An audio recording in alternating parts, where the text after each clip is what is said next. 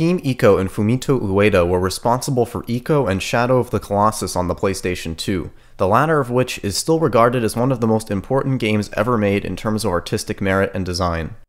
Shadow of the Colossus pushed the PS2 to its utmost limits, so with the PS3 on the horizon it seemed that the sky was going to be the limit for Team Ico. They started development on The Last Guardian in 2007, and Sony officially unveiled it at E3 2009 after a series of leaks that showed pre-rendered concept footage. A release date was tentatively set for 2011 and all seemed according to plan. Then the game completely disappeared.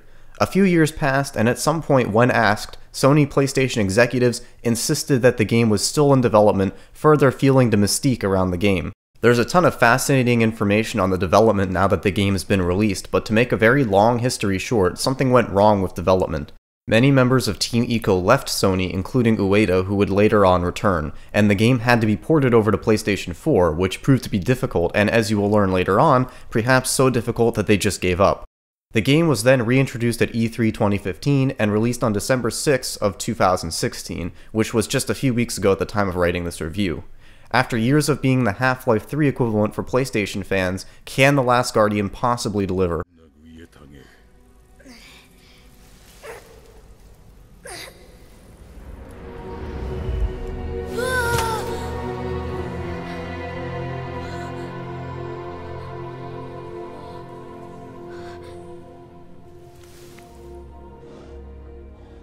The first thing you'll notice about this game is that it does not run smoothly, and for once the blame likely doesn't solely lie on the PlayStation 4's anemic hardware. It's targeting 30 frames per second, but you'll seldom see it hit that mark. Generally, it will be in what feels like the 20 to 25 range, or as I like to call it, the cinematic sweet spot. Disregarding art direction and just looking at the game from a technical standpoint, this is not what most would define as being a visually demanding game, far from it in fact. Textures are mostly low resolution, somewhat muddy, clearly from the PS3 era, and there isn't much in the way of visual effects such as particles or lighting that would be taxing either. So what gives? Probably that switch of hardware from PS3 to PS4, which is why this game took so long to come out. The system architecture for the PS3 is very unique, or fucking stupid depending on who you ask, and the PS4 is just a straight up x86 AMD processor, but that doesn't matter to the player who in the end just gets a game that runs like garbage. It can be difficult to perceive low or changing frame rate when you're just watching it on a video, as it's far more apparent when you're controlling the characters yourself. But this game runs so badly that I think it is noticeable just watching. And I'm not coming at this from a PC elitist angle where nothing is good unless it runs at 100 frames per second. No, not at all. This game will be jarring and uncomfortable for anyone to play, even a console player that's never seen anything other than 30 frames. For me, low frame rates are least impactful when the game is third person and played with a controller, which is exactly what The Last Guardian is, and it's still a bad experience, which really says something about this game's serious performance issue. The day one patchless version of Bloodborne is smooth in comparison. Meanwhile, I'm still trying to wrap my head around how it's possible for a game to look like this and run this badly after 10 years of development. It also seems that there were not many graphical updates made to this game when it was ported over to PS4, because it really does just look like a PS3 game running at 1080p. Trico itself is the clear visual highlight here, and consequently the only thing I'm going to compliment. The way his feathers move reminds me of the monsters in Bloodborne, and the way it moves effectively conveys that this is a massive creature. The Last Guardian takes place in what is essentially one big level, and you are mostly advancing vertically. I think that this was intended to be the unique feature of the game in addition to Trico, to have the entire game take place in one huge location, but it never really felt like a huge location to me while playing. The Aztec-inspired art direction is cool and certainly unique in the realm of video games, but it quickly loses its charm as the game uses the same architecture and textures over and over and over again with little to no variation as the game progresses. And they even have the nerve to reuse a few areas. I guess they took some inspiration from Destiny. Then there's Trico. This motherfucker. He or she or it is the central element of this game, the entire reason that it exists. The thing that every element of the game is designed around. Trico is to The Last Guardian what the Colossi were to Shadow of the Colossus. So you would think that this would be The Last Guardian's strongest asset. Nope, and since I don't consider a game's performance to be game design, this is The Last Guardian's biggest flaw. So what's the deal with Trico? Well, Trico is entirely AI controlled. It's not like Titanfall, where you can choose to pilot it or put it in AI mode. Everything you do in The Last Guardian is finding a way for Trico to get past some obstacle, or Trico itself helping you get through some obstacle. You helping it is relatively straightforward, but whenever you need its help, God have mercy on your soul. You'll be solving some puzzle and get to the end, only to find out that there's a ledge you need Trico to help you reach. You'll try shouting with R1, 80% chance that nothing will happen. So what you do then is sit around whilst you browse the Ami pre-owned section in hopes that the game will get its shit together. I kid you not when I say I spent at least 20 to 30% of my playtime sitting around waiting for Trico to do whatever it needed to do. Because of this, I've come to the conclusion that this game not only doesn't respect you as a player, but perhaps worse yet, doesn't respect your time at all. It's horrendous game design, constantly putting arbitrary roadblocks in front of the player that they have no control over.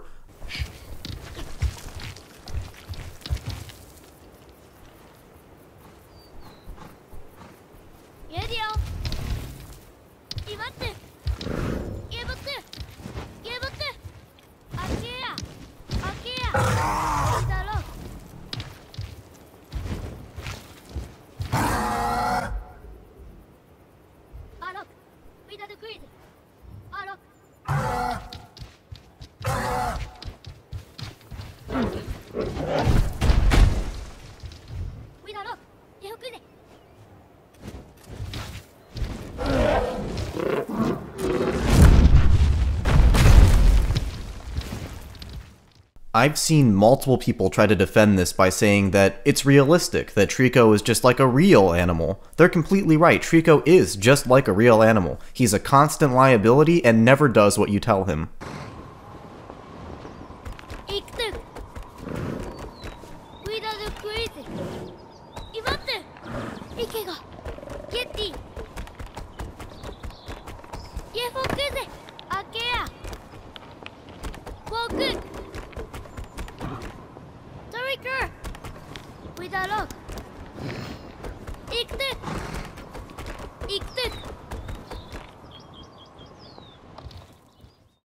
Worse yet are the moments that I had where I overcame all odds and got Trico to be where he needed to be or got him to do what he needed to do, only to have him decide, you know what, nah. There was one section where you're in a huge pool of water and the only way to progress is to ride Trico as he dives under and swims to the next area. I spent at least 30-40 minutes in this fucking room. Step 1 was getting Trico to even go in the water, which he sometimes decided to come out of. And then, when he finally decided to dive down for the first time, he turned around after getting to the entrance of the tunnel that he's supposed to swim through. This happened 2 more times before it finally worked and I got to the other side. Again, none of that, as far as I can tell, was due to my own error. All you were meant to do was pull this one lever to lift a gate, and then command him with R1 and triangle. This section, which is about 2/3 deep into the game, was almost the breaking point for me, where I wondered if I was even going to complete this godforsaken video game. There's this shield that is introduced at the beginning moments of the game. It allows you to target certain areas that Trico can lightning blast with his tail. Then, for whatever reason, this is quickly taken away from the player, never to be seen again until the last 30 minutes of the game. This was a bad choice, and perhaps why I became so bored and frustrated with the game. I interpreted that shield mechanic as setting the tone for the game, that this would be a mechanic that would persist throughout the entirety of the game, as other mechanics were introduced and layered over one another as the game progressed. That, of course, never happens. What you actually do from minute to minute in The Last Guardian, what I suppose you could call levels or the format of the game, is repetitive, boring, and uninspired. There are very few mechanics to this game, so few that I'll attempt to name them all. You can pull levers down, you can climb, you can jump, you can dive down in water, you can pick up barrels, you can pick up the heads of the soldiers, but that's kind of useless. You can push the stained glass eyes off of ledges, and I think that's it. I'm not suggesting that a game must have 100 different mechanics to be good. Games like Journey and Inside have just as limited a moveset as The Last Guardian, but what those games have that The Last Guardian does not are interesting levels and puzzles that evolve as the game progresses. It feels like large swaths of the game were left unfinished from the original PS3 version. When I think of a puzzle in a game, especially in a platformer, I think of something that impedes the progress of the player and breaks up the sections of platforming. So take a look at this. It fits the exact definition that I just laid out. This is what a puzzle is like in The Last Guardian.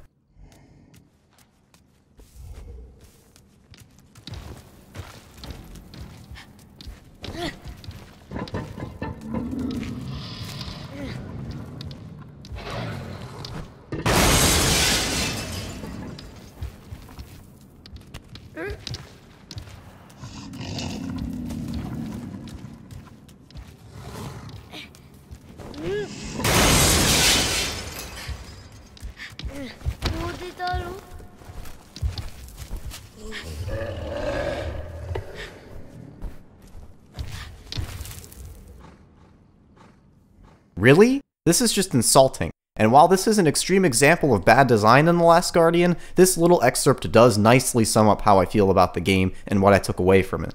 This game makes Uncharted 4's puzzles look like a fucking Rubik's Cube, and Uncharted 4 makes this game's puzzles look like folding the flaps of a cardboard box shut properly. The game tells you next to nothing, a small example of this being these blue butterfly barrels that Trico likes to eat. At certain parts of the game, including the very beginning, Trico will be tired and unable to move, so you're forced to go looking for these barrels to satiate him. But more times than I can count throughout the game, you'll encounter these barrels, and feeding them to Trico seems to be entirely unnecessary. After some research, it turns out that the barrels are the only collectible in the entire game, and if you get them all, that's a trophy. Setting aside how pathetic a collectible that is, why would you make something that's intended to be a collectible sometimes mandatory, and why did I have to go on Google to figure that out? If a game doesn't tell the player in plain English how its mechanics work, that game better be designed around that, and designed around that well. Inside, great example, doesn't tell you how it works, but to compensate, the puzzles are designed very intentionally, with almost no extraneous nonsense. Every now and then, you might get stuck and scratch your head, only to backtrack and immediately realize what you had missed. Instead of aha moments, The Last Guardian gave me dozens of moments where I was left wondering if I was supposed to be doing something, if Trico was supposed to be doing something, if I was supposed to tell Trico to do something, or maybe I need to stand in a slightly different place and then tell Trico and he'll do something. The game has no consistency in this regard. Depending on the situation, any one of those scenarios is what you're meant to do, and somehow you're meant to magically figure that out. To add on to that frustration, sometimes you are doing what you're meant to be doing, but Trico's AI is such a fuck up that it's just not registering properly.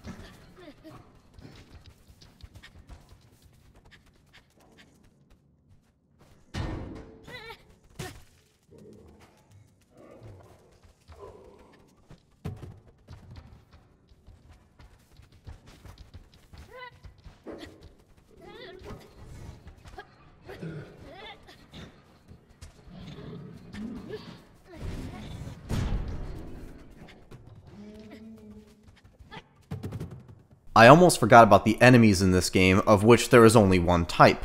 These autonomous terracotta soldier statues. The extent of your interaction with them is running away. If they do manage to catch you, you have to mash every button on the controller, triggers, bumpers, D-pad, face buttons, all that shit, and they'll let you go. It's obnoxious as hell, and even a quick time event or a single button mash would have been better. You spray paint Larry was here, wash me, all that kind of shit. Fuck his whole asshole up. These Snicker bars, fucking paper on the floor, read a newspaper, ball of paper up the newspaper, and throw the newspaper on the floor. Fuck his whole asshole up. You know what I'm saying? Then you open that asshole one more time. Open it again, open that asshole again. Oh! Step out his ass. And leave that motherfucker wide open so he know you been there. You can't fight them and never gain the ability to, so every time you encounter and need to destroy them, you have to get them to follow you back to Trico so he can stomp around for 3 minutes until the game decides that they're dead. As an added bonus, this also tanks the frame rate and makes the camera go insane in smaller areas. Aren't these supposed to... Oh. probably have to pull this fucking lever. And then that's gonna come to life after. Yep. Mm-hmm. Oh god, here we go, guys. He's gonna, after he kills this one soldier, he's gonna get bitchy, so I might as well just get on to the fucker and get ready to preemptively pet him. And look at this. Fucking look at this! What is this? What's going on here?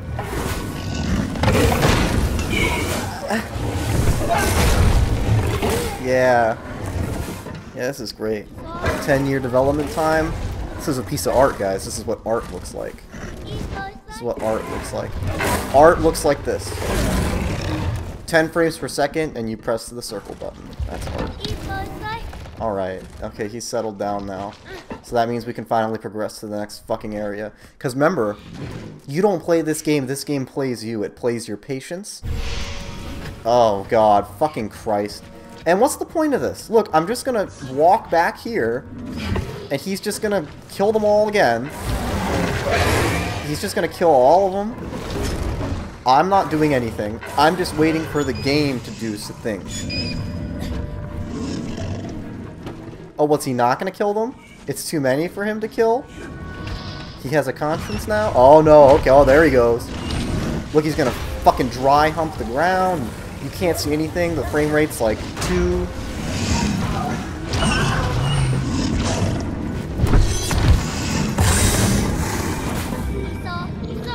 Are they all dead now?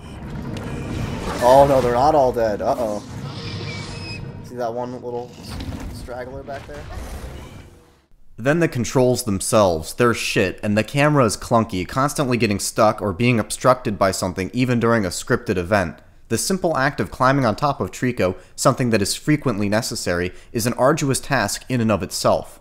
The camera's going all over the place because of Trico, and the controls seem to take your input as a mere suggestion, as you never end up in the exact spot on Trico that you were trying to get to.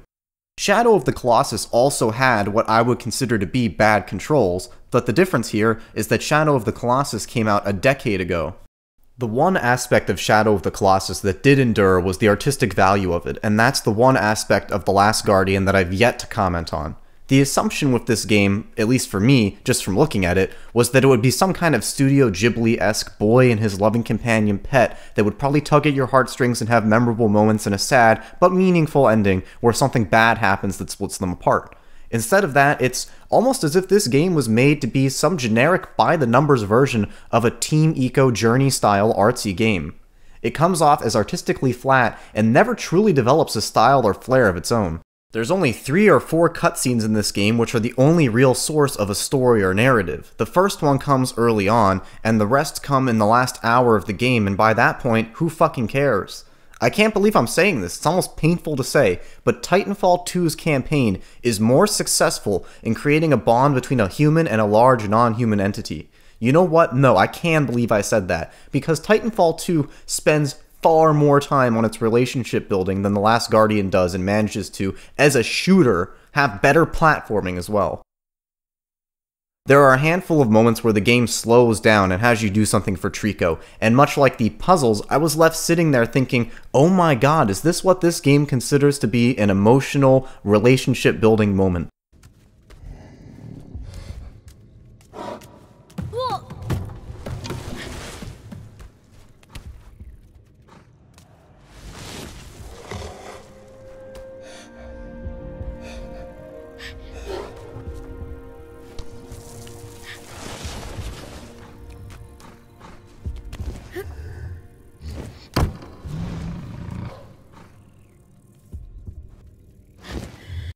Even if the game did a slightly better job of creating a believable bond between the boy and Trico, it probably wouldn't matter for me because I'd still end up hating Trico by the end of the game anyway. I can say with absolute certainty that no aspect of this game is outstanding or even good. The 3 big death blows to this game, in my opinion, are its poor technical performance, frustrating gameplay, and its complete inability, for me at least, to emotionally resonate with its characters or world. When I was finally done with this game, my next thought was, how on earth am I going to rate this thing? Even though I didn't go into this game with huge expectations and I wasn't particularly excited for it, some subconscious part of me was in denial about giving the game a negative review. Maybe it's because it's a Team Ico game, maybe because it's such a mythical game that took 10 years to finally come out. Eventually, I set aside all of that baggage and compared this game to other games I've reviewed. There is no game that I reviewed in 2016 that I felt more strongly about than The Division. I gave it a 4 out of 10, and I still wholeheartedly agree with that score. If given the option between The Division and The Last Guardian, I would strongly prefer to play The Division, and that's how I finally landed on my score for The Last Guardian, a 3 out of 10. It's just a bad game. Open it up again. Yeah, step out the asshole. Step out. Don't even close that motherfucker. Leave it open so you know you've been there. You feel me?